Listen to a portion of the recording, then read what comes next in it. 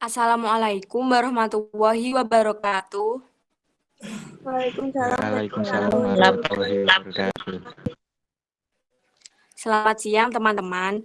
Kami dari kelompok 4 akan mempresentasikan mekanisme penghantaran impuls. Sebelumnya, perkenalkan nama saya Laili Mu'arfatun Nihayah, absen 19. Nama saya Muhammad Naufal Alim, absen 21. Nama saya Muhammad Nazal, absen 22. Nama saya Nabila Risma Putri, absen 23. Nama saya Putra Priyatma, absen 24. Materi yang akan kami bahas yang pertama adalah pengertian. Yang kedua, tahap-tahap mekanisme penghantar impuls. Yang ketiga, neurotransmitter. Dan yang terakhir, jenis-jenis neuron transmitter. A. Pengertian. Impuls adalah pesan atau rangsangan berupa aliran listrik yang diterima oleh reseptor atau tubuh dari lingkungan luar, kemudian merambat dan dibawa oleh neuron atau serangkaian pulsa elektrik yang menjalari serabut saraf. Kemudian merambat dan dibawa oleh neuron atau serangkaian pulsa elektrik yang menjalari serabut saraf. Impuls yang diterima oleh reseptor dan disampaikan ke efektor, kemudian dapat menyebabkan terjadinya gerakan yang selanjutnya akan dihantarkan oleh dendrit menuju ke badan sel saraf dan akson. Kemudian dari akson, impuls dihantarkan ke dendrit neuron lainnya. Akson atau neurit. Akson atau biasa disebut dengan neurit adalah serabut neurit yang berukuran panjang seperti halnya percabangan dari badan sel. Akson merupakan jalur pengiriman utama sistem saraf dan memberikan pantauan pembentukan saraf. Akson dilindungi oleh selubung mielin. Akson merupakan jalur pengiriman utama sistem saraf dan memberikan pantauan pembentukan saraf.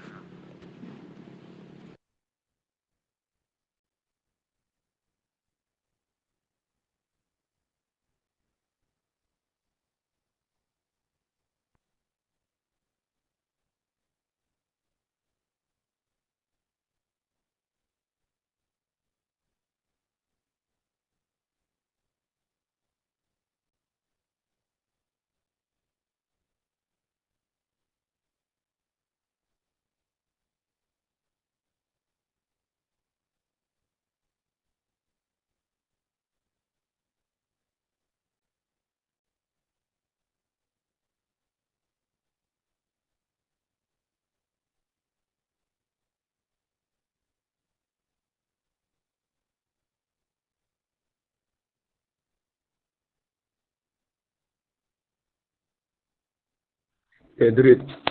Dendrit adalah percabangan atau ekstensi sitoplasma pendek yang muncul dari bagian badan sel saraf dan membuat neuron bisa menerima rangsangan atau impuls secara bersamaan dari reseptor yang berbeda dari semua bagian tubuh. Dendrit memiliki struktur yang sangat pendek dan memiliki cabang. Dendrit bisa tumbuh dan terlepas dari badan sel saraf atau soma. Fungsi dendrit adalah menerima dan mengirimkan impuls dari badan sel.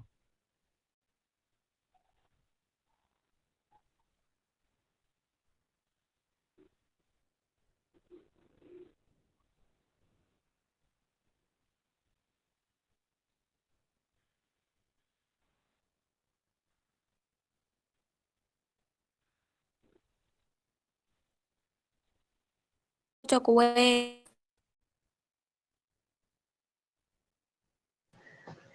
Energi potensial membran. Energi potensial membran yaitu energi yang tersimpan untuk bekerja dalam mengirim impuls. Energi potensial membran dihasilkan oleh perbedaan komposisi ion antara cairan intraseluler dan cairan ekstraseluler. Di dalam sel kation, ion positif utama adalah K+, sedangkan Na+, konsentrasinya rendah. Di luar sel, kation utama adalah H+, sedangkan K+, konsentrasinya jauh lebih rendah. Energi potensial membran tersebut dipertahankan dengan cara memompa K+ ke dalam sel dan Na+ keluar sel, sehingga konsentrasi K+ di dalam sel tetap tinggi dan Na+ tetap rendah.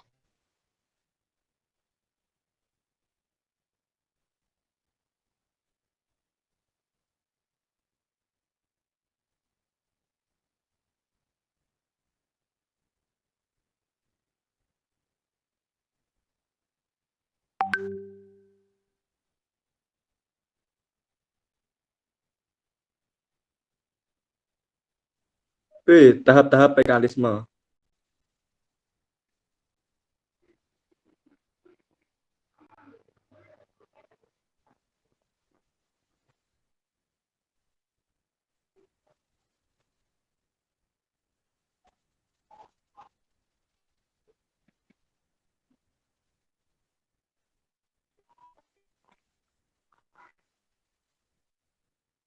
Satu, tahap polarisasi atau istirahat.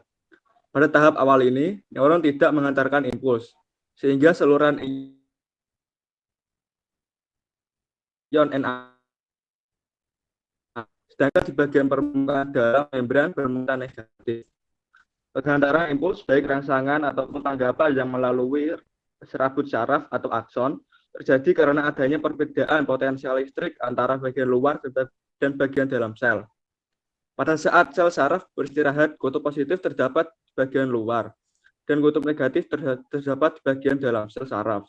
Potensial listrik ketika sel saraf dalam kondisi istirahat disebut potensial istirahat, dan ketika sedang aktif, potensial listrik disebut dengan potensial aktif.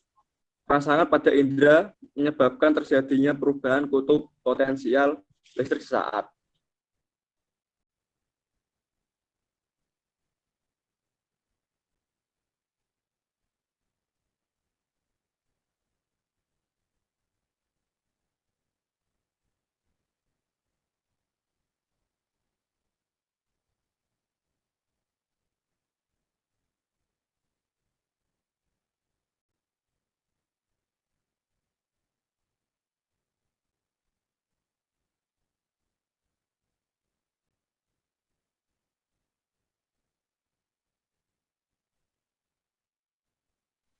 Tahap depolarisasi.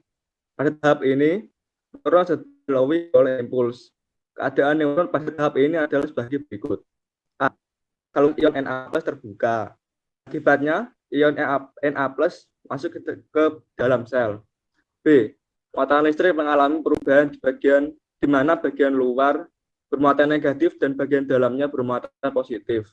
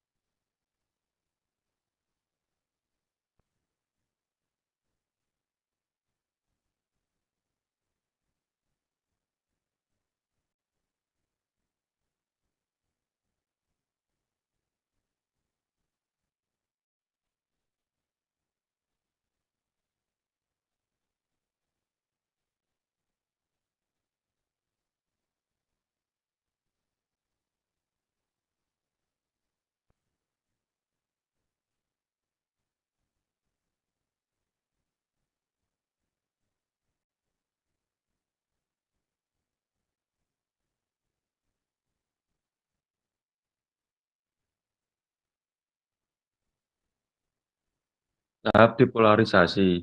Pada tahap ini, neuron sedang dilalui oleh impuls. Keadaan neuron pada tahap ini adalah sebagai berikut.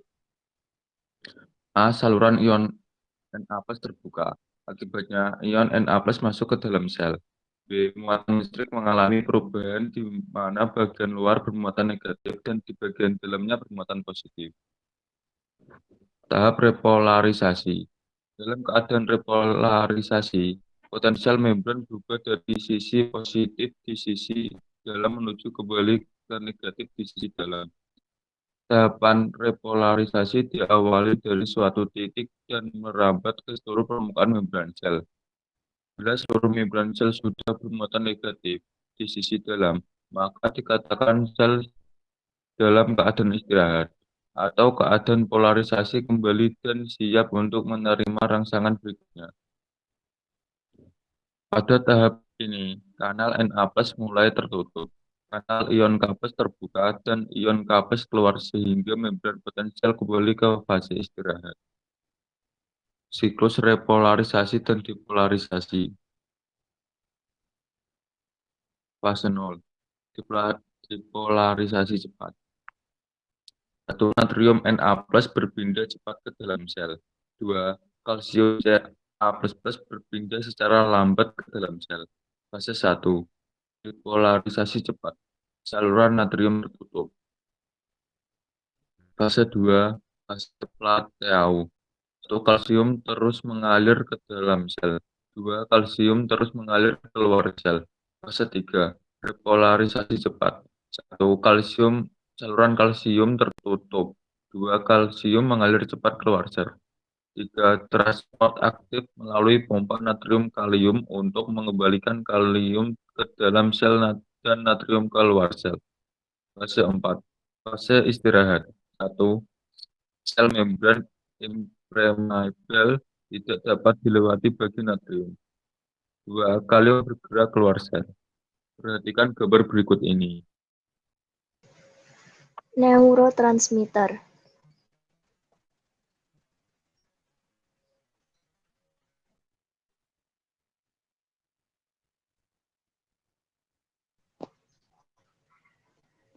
Neurotransmitter adalah suatu zat kimia yang dilepaskan oleh bagian presinaps ke bagian postsinaps untuk menghantarkan impuls dari satu neutron atau sel saraf ke neutron yang lainnya. Macam-macam neurotransmitter. 1. Asetilkolin, yaitu neurotransmitter yang dilepaskan oleh saraf-saraf parasimpatis dan juga saraf-saraf preganglionik. 2. Norepinefrin, merupakan neurotransmitter yang hanya dikeluarkan oleh saraf-saraf simpatis. 3. Serotonin, merupakan neurotransmitter pada bagian otak yang fungsinya sebagai penghambat nafsu makan dan menimbulkan rasa tenang. 4. Oksitosin, dihasilkan dalam hipotalamus pada otak dan menjalankan fungsi neurotransmitter maupun hormon sekaligus. Berikut adalah gambarnya.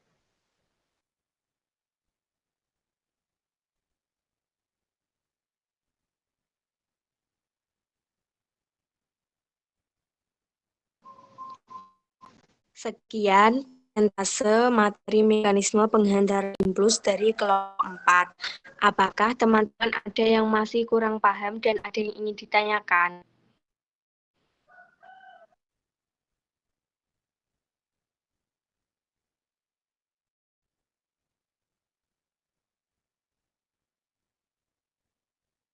Saya, Dea Asnina Restanti, ingin bertanya.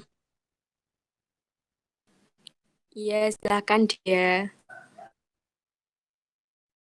Bisa tolong bukakan yang neuron transmitter.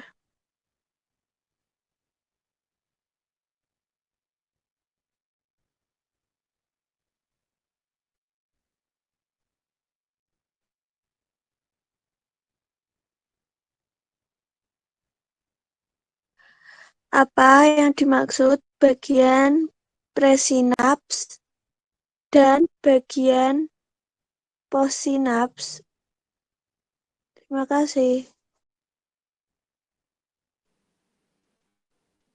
Ya, dia pertanyaan akan kami tampung terlebih dahulu. Ada yang ingin bertanya lagi?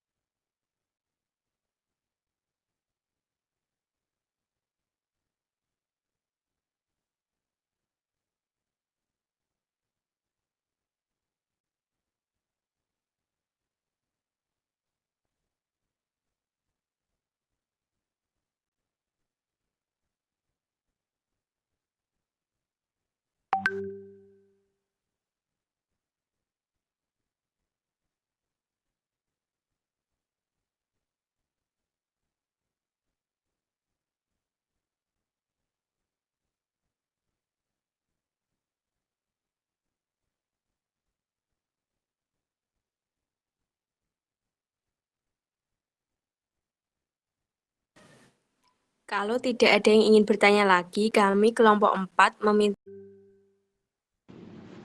Saya akan menjawab pertanyaan dari Dea Asnina. Pertanyaannya adalah,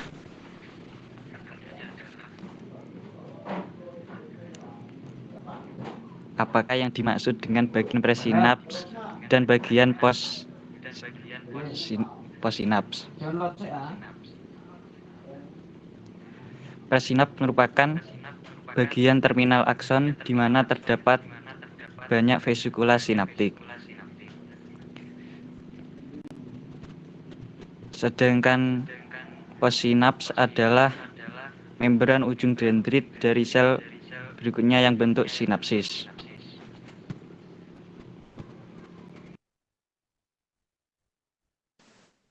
bagaimana dia. Ya, terima kasih atas jawabannya. Ya,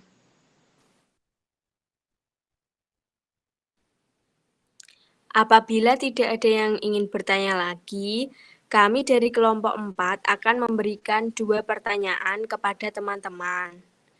Pertanyaan yang pertama, neurotransmitter yang hanya dikeluarkan oleh saraf-saraf simpatis disebut dengan. Adakah yang bisa menjawab? Saya ingin menjawab. Iya, silakan Sherly. Neurotransmitter yang hanya dikeluarkan oleh saraf-saraf simpatis adalah norepinefrin.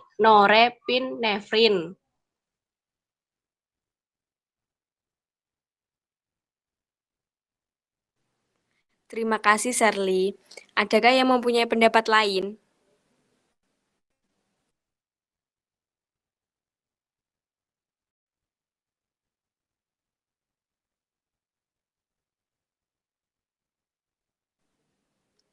Kalau tidak ada, saya akan memberikan pertanyaan yang kedua. Pertanyaannya adalah, mengapa oksitosin sering disebut sebagai hormon cinta?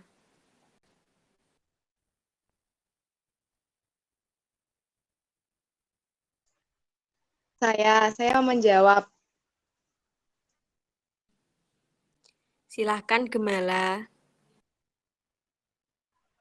Oksitosin sering disebut sebagai hormon cinta karena berkaitan dengan perasaan cinta, kasih sayang, emosi yang baik, dan keterkaitan antar manusia.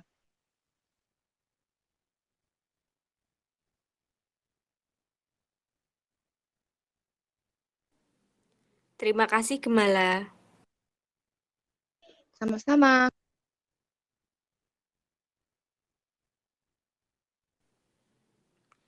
Apabila tidak ada yang ingin bertanya lagi, sekian presentasi dari kelompok 4.